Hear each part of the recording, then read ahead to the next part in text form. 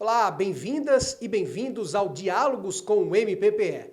Nesta edição nós vamos falar sobre a comunicação não violenta, CNV. Participa conosco a publicitária e facilitadora de CNV e também analista ministerial em comunicação social do MP de Pernambuco, Andréa Corradini. Obrigado, Andréa, por ter aceitado nosso convite. Obrigada, Rafael. Eu agradeço falar desse tema tão importante, né, para todos que fazem o Ministério Público, também para a sociedade. Então, eu fico muito alegre, muito feliz de ter recebido esse convite. Andréa, para início da nossa conversa, eu gostaria que você analisasse esta frase do professor Mário Sérgio Cortella.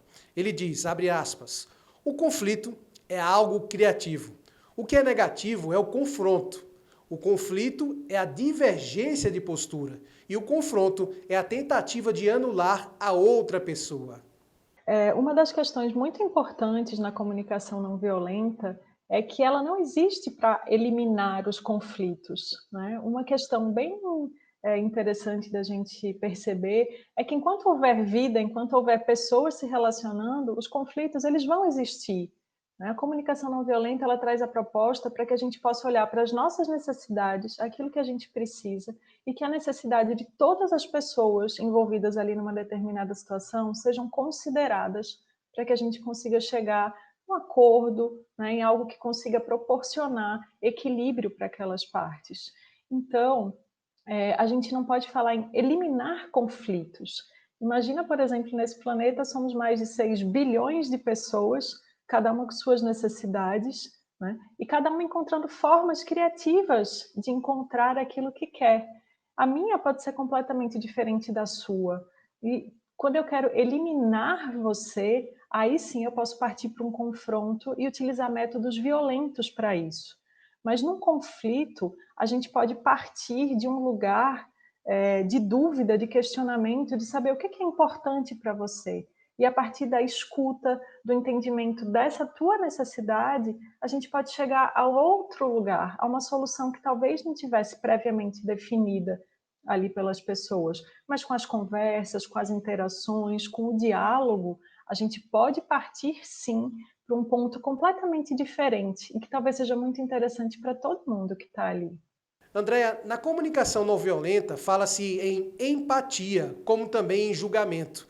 A princípio, a gente poderia pensar que nós somos seres naturalmente julgadores ou aprendemos a julgar. E a empatia, o que é que a gente pode compreender sobre isto dentro da proposta da comunicação não violenta?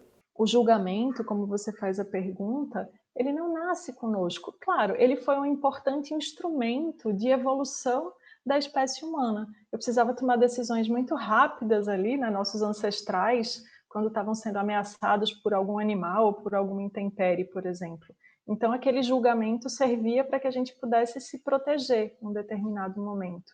Só que hoje, ele não é tão necessário quanto. É óbvio que ele ainda faz parte. A gente tem esse instante, aquele olhar, aquela primeira informação que chega. Mas o nosso desafio, com toda a capacidade do nosso cérebro empático, porque nós temos todo um sistema sensorial voltado para a empatia, né? Desde neurônios espelhos que fazem com que a gente perceba as expressões faciais no outro, né? Todos os nossos sentimentos, tudo isso que aflora nas nossas relações, já nos permitem que a gente não fique apenas na superficialidade do julgamento, né? Que a gente perceba, nossa, opa, eu estou julgando, mas será que essa pessoa é chata mesmo? Será que ela é tão agressiva? Deixa eu conversar aqui com ela para entender um pouco mais por que que ela está agressiva nesse momento, por que que ela falou nesse tom de voz. Esse tom de voz é mesmo agressivo ou será que ela fala alto? É a maneira dela falar e eu estou percebendo isso de uma outra forma. Deixa eu investigar aqui um pouco como isso está acontecendo. Então a CNV ela faz esse convite para que a gente saia desse primeiro momento de julgamento e a gente investigue um pouco mais o que está vivo na gente, quais são meus sentimentos, o que está vivo no outro, é isso mesmo que ele está querendo dizer? Não é? Isso é uma relação empática, né? Já partindo para a tua segunda pergunta, então a empatia é a capacidade de eu me conectar no outro, de eu fluir com ele nesse diálogo, nessa relação, percebendo o que é importante para ele e o que também é importante para mim. Eu queria trazer um exemplo que aconteceu na semana passada que eu achei extremamente importante. Eu tenho alguns grupos de CNV que eu participo, de comunicação não violenta, e eu levei para discussão. Eu recebi um documento, se não me engano, do Ministério Público do Distrito Federal, que era uma cartilha com expressões que atualmente são consideradas racistas, e que o Ministério Público faz essa sugestão para que as pessoas eliminem essas expressões do seu vocabulário, né? Então, por exemplo,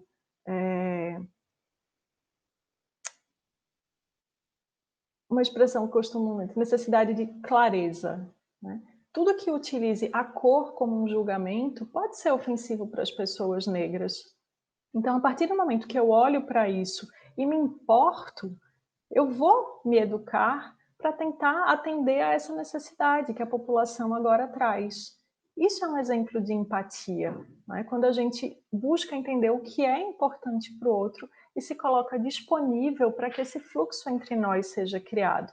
Tanto ele pode acontecer nas relações interpessoais, num diálogo com alguém, quanto no campo sistêmico, como esse exemplo que eu dei agora de expressões que a gente pode evitar utilizar para criar relações empáticas com outros grupos e com todos os sistemas.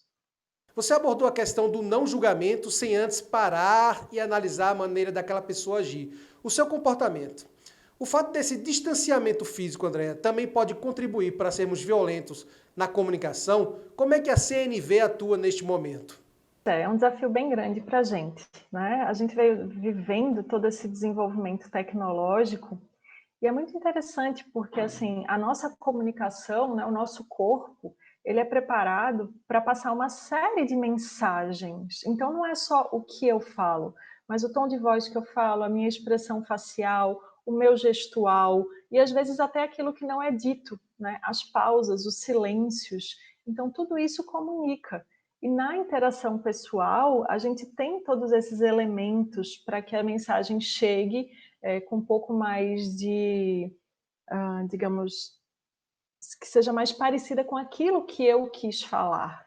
No ambiente virtual, muitos desses elementos ali não estão presentes, né? Então, comunicação por WhatsApp, por exemplo, ainda que a gente tenha os emojis, muitas vezes eles estão distantes daquilo que a gente quer expressar, não é? E podem ficar essas lacunas que vão dar interpretações a julgamentos e levar a ruídos naquela comunicação. Nossa, ele está com raiva de mim. Olha só, ele só falou uma frase e não falou mais nada. A gente não sabe, pode ser que a pessoa tivesse apenas com pressa, né, fazendo uma coisa, digitando ali outra, que é outra característica das interações virtuais, é fazer várias atividades ao mesmo tempo. Então, como é que a gente pode trabalhar uma comunicação não violenta para esse entendimento? Checando, perguntando para o outro com honestidade: "Nossa, quando você falou assim, eu fiquei em dúvida, né? Você ficou chateado, né? Você tem algo mais a dizer sobre isso? Como você está se sentindo em relação a isso?". Então, nesse momento, a gente abre espaços para o que não foi dito possa ser novamente abordado. E muitas das questões, de problemas que podem ter ficado subentendidos ali, vão ter mais nitidez, mais entendimento, né? Tirando lacunas ali dessa dimensão da comunicação. Então, essa honestidade em dizer, eu não entendi, né? Eu preciso de alguns elementos para compreender o que você quis falar. O checar, ele é extremamente importante, é um elemento que a gente pode utilizar assim no nosso dia a dia e vai trazer muito mais entendimento para as relações. Andréa, como é que a gente pode ser não violento quando a gente quer protestar? Exemplo, movimentos sociais, entidades de classe, etc. E aproveitando esse momento atual, como é que os profissionais da área da saúde eles podem agir de forma não violenta em sua comunicação com relação a notícias ruins, como por exemplo de uma morte, do óbito, né? Sem se envolver emocionalmente, mas também não ser friamente calculado. Bom, a tua primeira questão em relação a protestar, a falar, né? Primeiro, a gente precisa considerar Como está a horizontalidade daquela relação, né? A horizontalidade das relações de poder ali naquela sociedade? Vou dar um exemplo. Nós temos alguns grupos que são dominantes na nossa sociedade. Homens, né, pessoas brancas, cis, heterossexuais. Então, são grupos que há muito tempo têm o poder da fala, o poder de expressão. A esses grupos, há muitos anos e séculos, a expressão ela é livre, ela é garantida para que falem. E outros grupos não vêm, ao longo da história, construindo essa mesma horizontalidade de poder. Foram cerceados da sua capacidade de expressão. Né? Por exemplo, as pessoas negras, as mulheres, né? As pessoas trans, LGBT. Então, nós não podemos considerar que esses grupos estão de maneira horizontal dialogando. Né? E agora a gente percebeu, especialmente na pandemia, vou dar um exemplo aqui, por conta dos movimentos que se iniciaram nos Estados Unidos, de George Floyd, né? O movimento negro está com a vez de falar, não ainda em posição horizontal ou de alguma forma igualitária, mas alguns movimentos extremamente criativos começaram a acontecer. Por exemplo, as ocupações de perfis no Instagram. Né? A Djamila Ribeiro, que é uma ativista do movimento, historiadora, ocupou o perfil do Paulo Gustavo, com milhões de seguidores, um ator. Né? E isso, de alguma forma, veio proporcionando um pouco mais de equilíbrio, abrindo caminhos para que se tenha equilíbrio. Então, é muito difícil chegar agora para esses movimentos que estão tendo a oportunidade de falar e dizer, não, mas espera aí, vamos agora conversar sobre empatia. Está na vez deles falarem agora. E está na vez dos grupos que historicamente falaram ouvir. Né? Então, aí sim a gente pode começar a falar de diálogos mais equilibrados, quando essas vozes na sociedade começam a se equilibrar. A gente não pode trazer para uma única conversa. Né? Então, existe um momento de falar, existe um momento de ouvir. Eu acho que agora que muitos grupos que exerceram privilégios durante muito tempo precisam ouvir. Isso sim é um caminho empático e está muito alinhado com o que a comunicação não violenta propõe de transformação social. Né, que é esse equilíbrio, né, esse movimento onde as necessidades de todas as pessoas e de todos os grupos são válidas. Esse é um caminho muito importante. E a segunda questão que você trouxe, né, a gente está vivendo um momento de pandemia, um momento de muita dor, de muita morte, né, com mais de 80 mil pessoas mortas em decorrências da Covid aqui no Brasil. E eu li um livro muito lindo essa semana de uma médica, Ana Paula Arantes, que diz que a morte é um dia que vale a pena viver. E ela traz um pouco de entendimento para essas questões. Né? Ela lida com pacientes terminais, não é nem o caso de Covid, mas enfim, ela tem esse acompanhamento e ela faz essa proposta dessa empatia. Na maioria das vezes, quando uma pessoa está ali, a família está em sofrimento, tudo que a gente precisa é estar presente, é ter um profundo olhar para nós mesmos, de o que eu estou sentindo, para a partir daí poder comunicar com aquela família. O médico, eu imagino, tenho médicos na família, tenho acompanhado, eles estão vivendo também momentos emocionais muito desafiadores. Você dá a notícia de uma pessoa que morre também mexe com você. Né? Então, de alguma forma, entrar em contato com esse sentimento vai mostrar para aquela família que a humanidade está ali presente. Né? Eu não vou tentar agora me esconder e dizer que não, é só mais um paciente. Eu estou sentindo dor por isso. Então, a nossa humanidade, ela prevalece também nesses processos.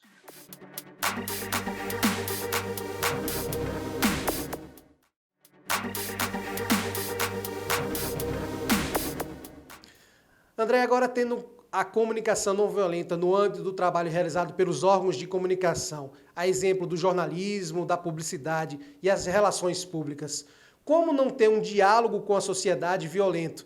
Por exemplo, em uma campanha publicitária com teor machista, violação de direitos humanos a pessoas em situação de cárcere, por exemplo, dos programas policiais aí que a gente vê aqui nas emissoras locais. A violência é uma linguagem. Né? Ela é uma linguagem e que, de alguma forma, ela está muito naturalizada na sociedade. Então, já é considerado comum assistir filmes que trazem ali muitas mortes, muito desrespeito, muita briga, e inclusive ela está tão naturalizada que nós costumamos usar esse recurso como diversão. Não é tão interessante você pensar a que ponto ela está naturalizada que a gente diz: "Ah, agora eu vou me divertir", e a gente vai assistir filmes extremamente violentos, né, novelas, discursos, séries, não sei. Como isso está, de alguma forma, associado de uma forma de uma maneira tão intensa já para a gente. E isso, óbvio, que traz uma naturalização desses ambientes de violência. A gente termina levando esse padrão para a nossa vida, para as nossas relações. Quando a gente tem um olhar crítico, começar a construir uma nova história, uma nova narrativa, pode ser um caminho muito importante para uma sociedade onde a linguagem de paz prevaleça, né. Como a gente pode fazer isso? Vamos pensar aqui em 2 abordagens, que é o jornalismo e a publicidade, né.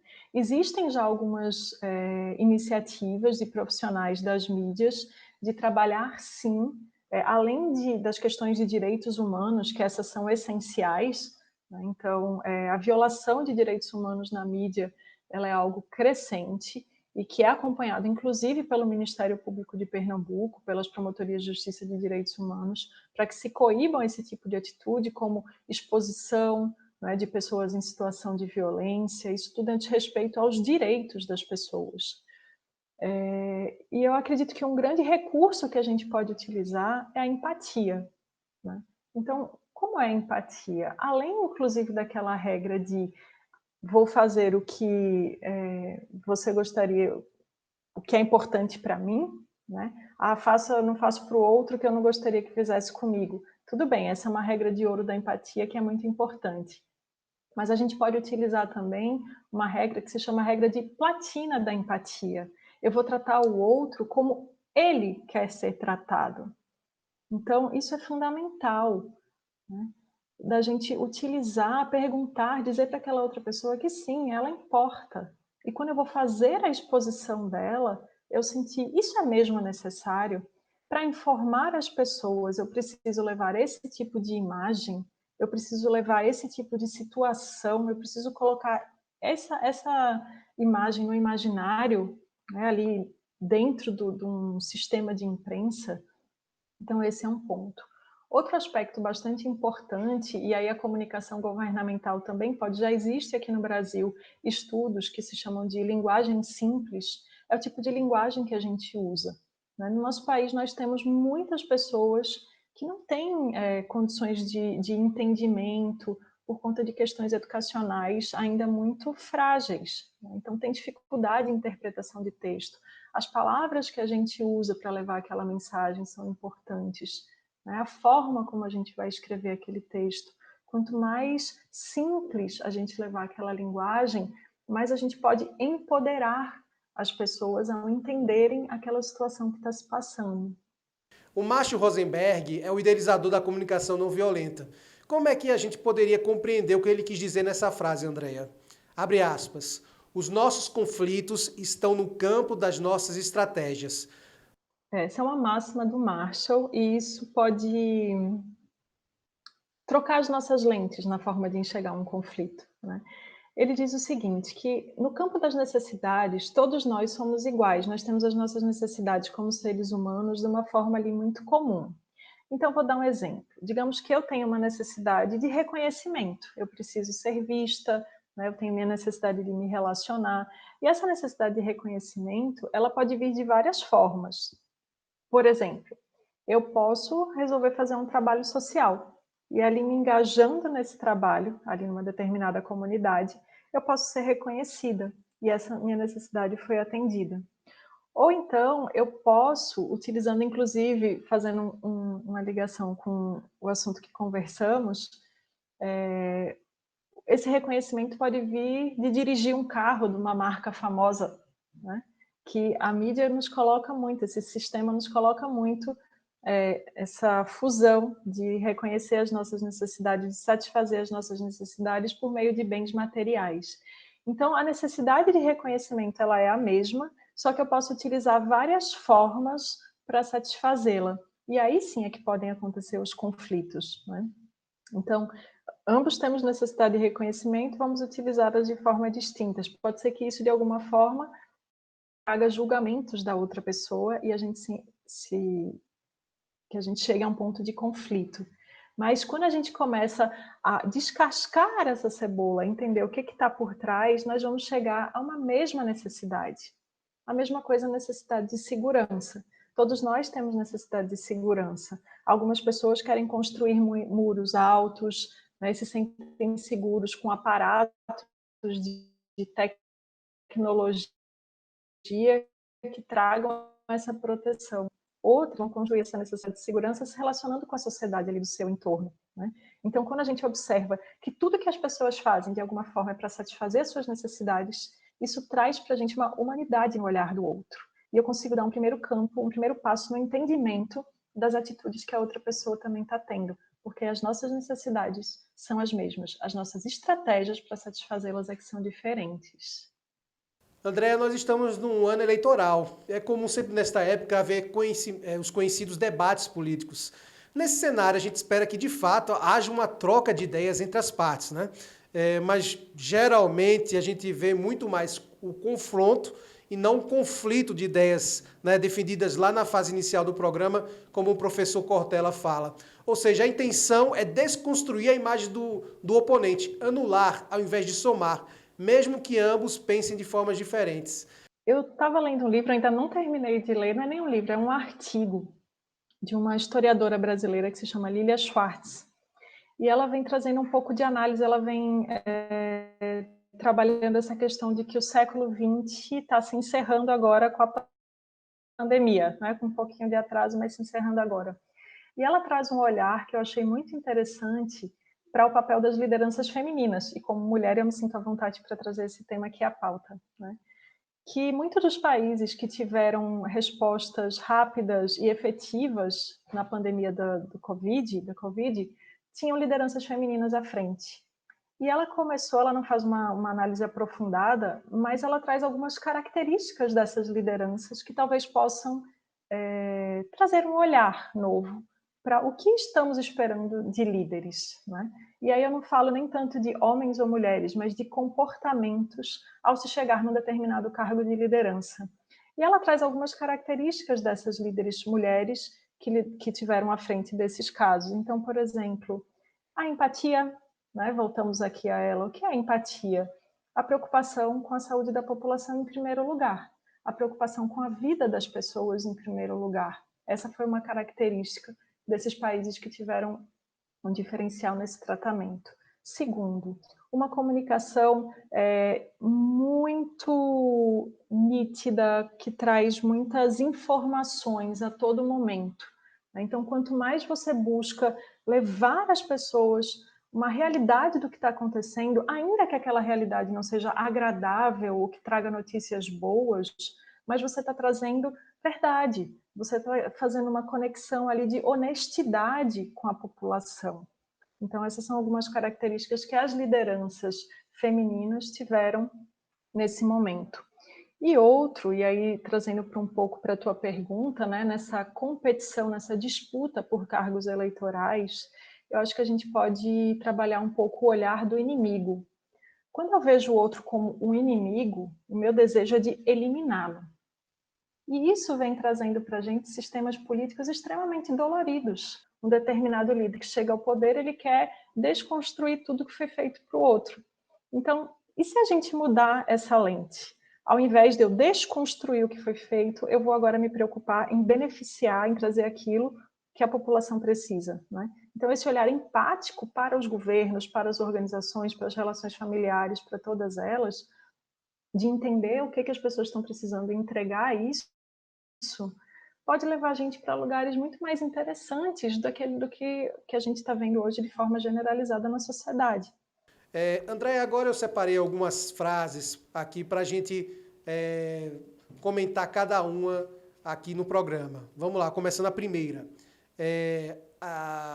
Vamos dar uma pausa, refletir e depois decidirmos.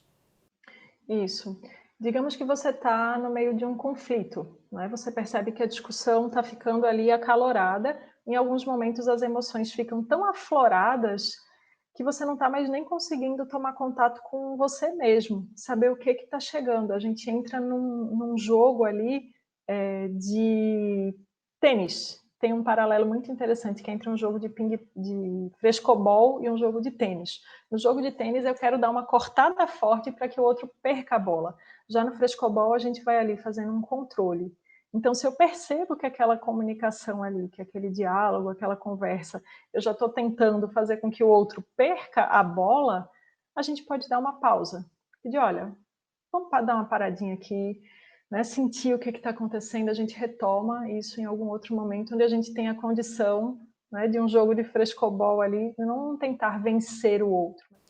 A próxima frase, ela diz: entendo que você esteja chateado. Quando eu digo para o outro, entendo que você esteja chateado, eu estou me colocando ali à disposição de saber o que está acontecendo com ele.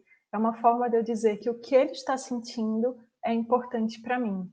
A próxima nós temos: vamos pensar sobre como resolver esse problema? É um convite, né? É um convite a uma solução conjunta para alguma questão que tenha se apresentado.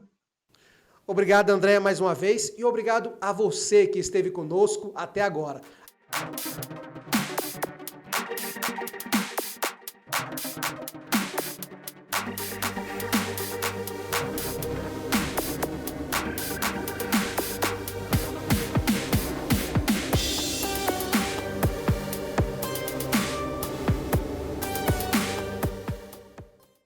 Ministério Público de Pernambuco. Compromisso com a cidadania.